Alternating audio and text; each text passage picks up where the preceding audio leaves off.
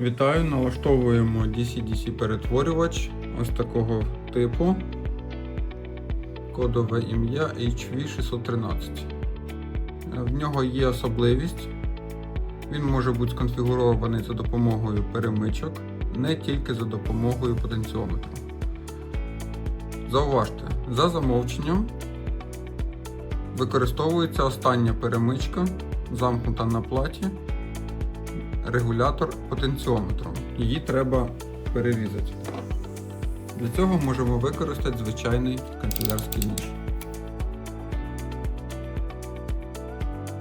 Після того, як перемичка перерізана остання, нам треба запаяти перемичку на потрібну нам напругу. Тобто запаємо перемичку на 5 вольт. Використовуємо паяльник і маленьку капельку припою.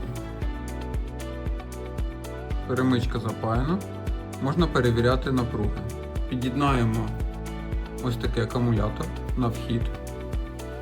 Вхід у нас позначено IN плюс і GND. Червоний на IN плюс, чорний на GND. І мультиметром заміряємо вихідну напругу.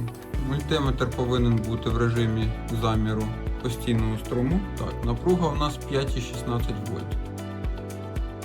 Все. Після цього, як ми перевірили, можемо запаювати регулятор на плату.